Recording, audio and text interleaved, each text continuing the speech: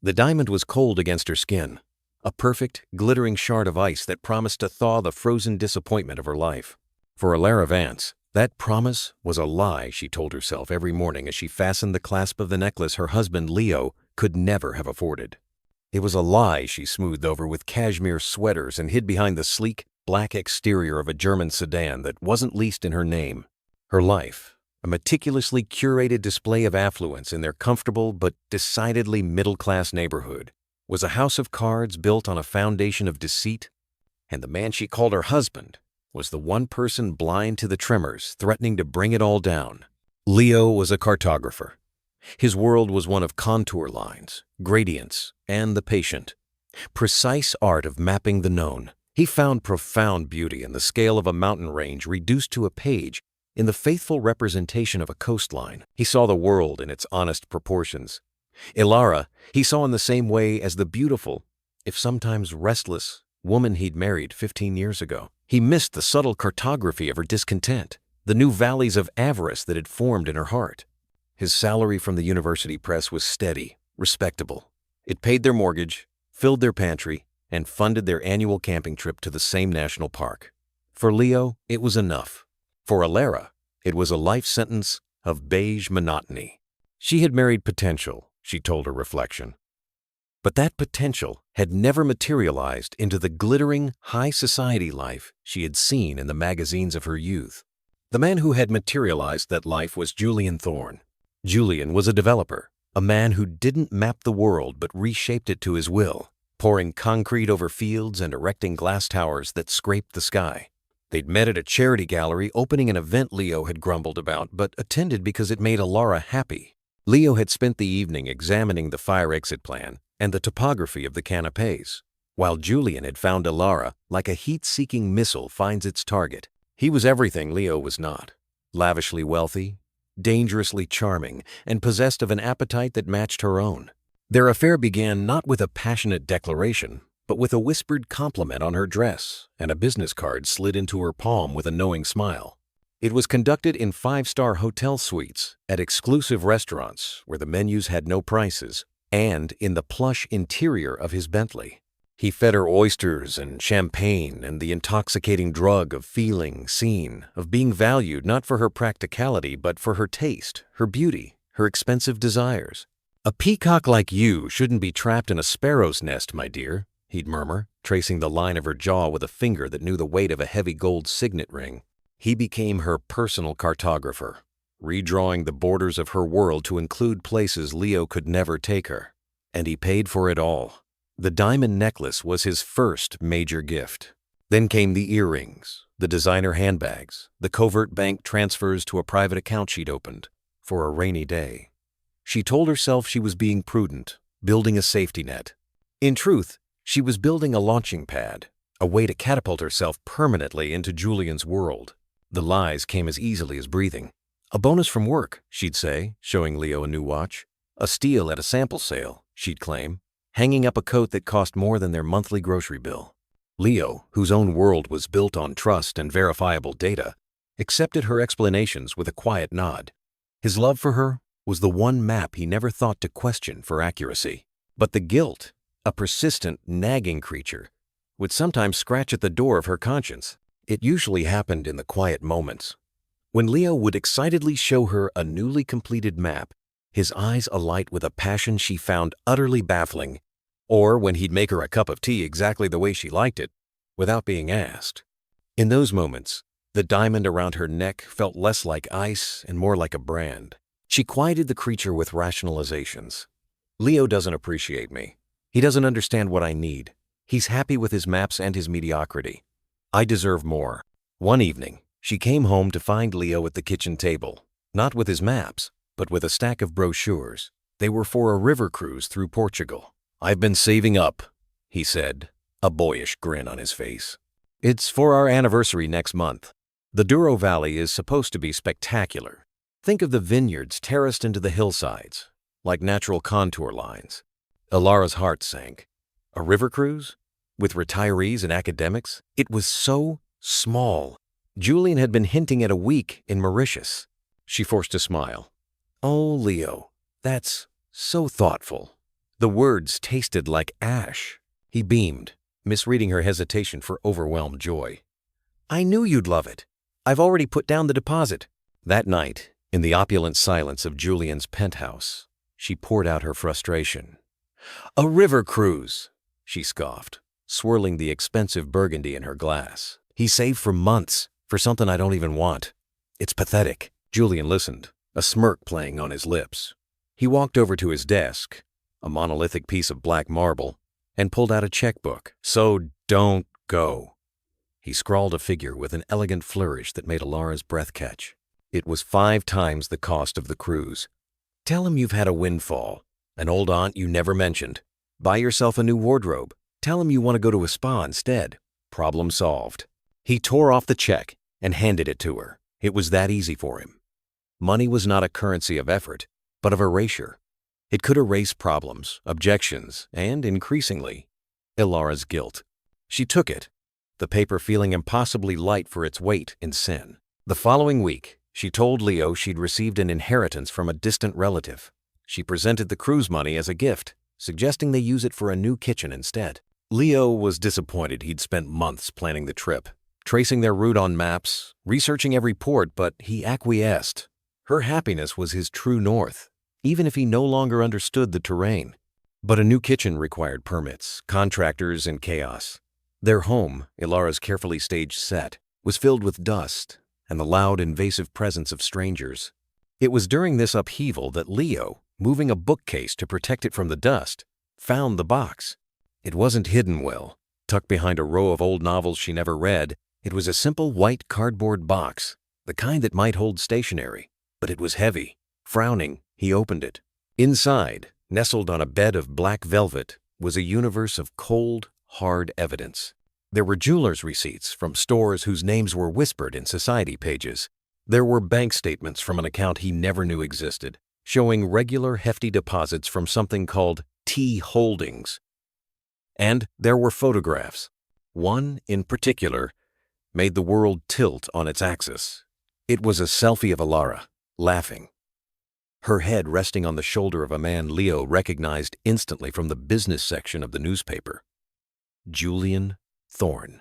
She was wearing a silk robe he'd never seen before, and in the background was a panoramic view of the city skyline from an impossible height.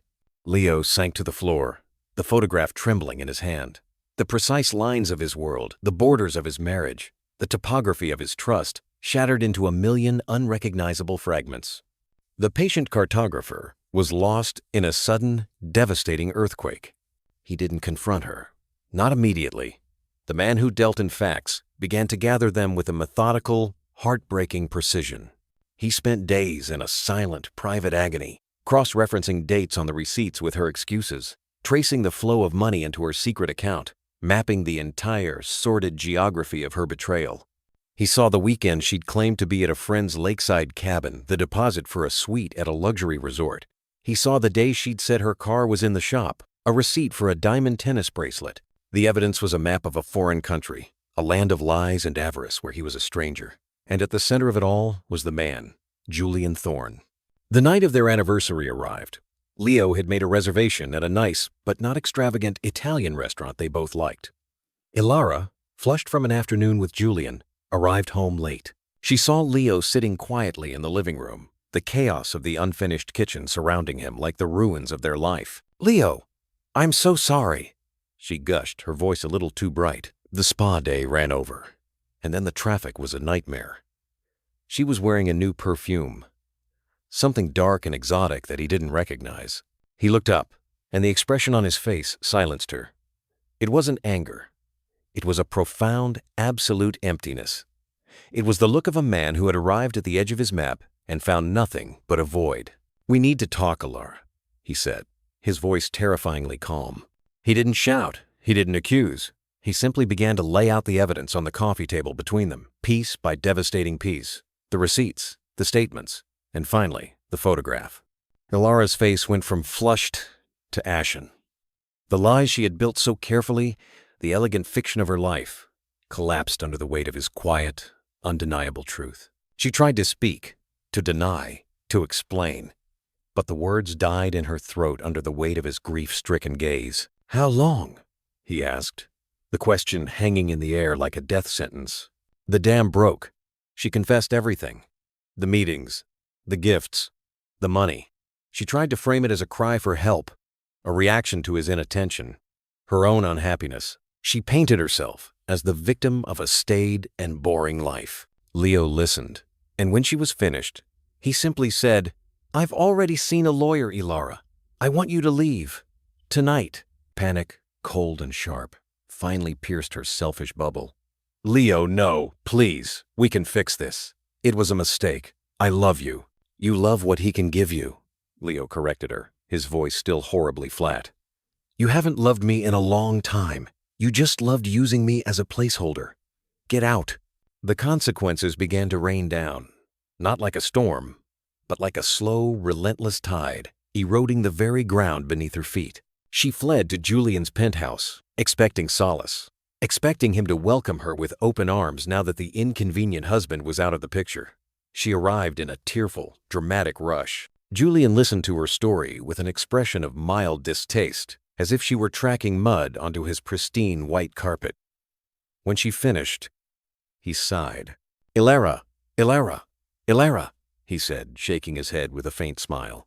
"This is all very messy." "But you said we would be together. You said you loved me," she stammered, confusion cutting through her panic. "I love beautiful things," he said, his gaze sweeping over her dismissively. "I enjoy beautiful experiences. But I have a reputation, a business to run.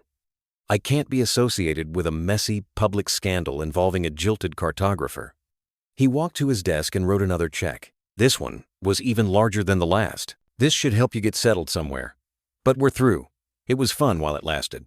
He handed her the check, the final, brutal transaction. She was being paid off, her value quantified and dismissed. The diamond necklace felt like a noose. She was utterly alone.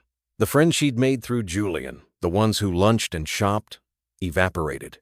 They were Julian's friends, and their loyalty, like his, was to his wallet. Her own friends, the ones from her old life, looked at her with a mixture of pity and contempt. She had betrayed the one genuinely good man any of them knew. Leo was relentless and fair. His lawyer, a pit bull of a woman who clearly admired Leo's quiet dignity, dismantled Ilara's position with cold efficiency. The secret bank account? Its contents were considered marital assets, but the source of the funds was questionable. The gifts from Julian? They could be argued as separate property, but the legal fees to fight for them would be astronomical. The divorce was finalized with brutal speed. She received a small, fair settlement, what she would have been entitled to had she not embarked on her affair. It was enough for a modest apartment, not a penthouse. Enough for a used car, not a Bentley. The judge, upon reviewing the evidence, showed her no sympathy. The day she moved out of the house she'd shared with Leo was the day the final, crushing blow landed. She was packing the last of her clothes, the expensive designer items now seeming like costumes from a play that had closed in disgrace, when the doorbell rang. It was a process server. He handed her a thick, formal envelope. With trembling hands, she opened it. It was a lawsuit from Julian Thorne's company T Holdings. They were suing her for the return of all gifts and monetary benefits conferred upon her during their relationship, which they classified as unjust enrichment based on fraudulent misrepresentation. The legal document was cold and precise. It claimed she had knowingly misled a company director, impairing his judgment and exploiting him for personal gain. It listed every item, every transfer, down to the last dollar. The diamond necklace, the earrings, the checks, it was all itemized. Its monetary value stated in stark black and white. They even included the interest. She had to give it all back, every penny. The money was already spent, frittered away on a life of illusion. She was left with nothing but debt, a mountain of it, and the hollow, cheap clothes on her back. She stood in the empty, echoing space of her new, shabby apartment, the legal papers scattered on the bare floor. The walls were thin. She could hear her neighbors arguing. The air smelled of stale cigarette smoke and defeat. She looked at her reflection in the bare window pane, a pale, drawn woman in a cheap sweater, her eyes hollow with a regret so profound it was a physical pain. She had traded a man who would have crossed oceans for a man who wouldn't cross the street for her. She had traded a love that was real, if quiet, for a fantasy that was loud, expensive, and utterly false. She had been so busy mapping a route to a glittering future that she had failed to see the value of the solid, stable ground beneath her feet. And now that ground was gone, and she was falling. The diamond was gone, returned to the jeweler by the court-appointed receiver. But the memory of its cold weight against her skin remained, a permanent brand of her folly. In the end, the only thing her greed had bought her was a perfect, profound, and everlasting regret. She had wanted the world, and in reaching for it, she had lost everything that made her world worth living in. And in the crushing, silent loneliness of her new reality, Alara Vance finally understood the price of everything and the value of nothing.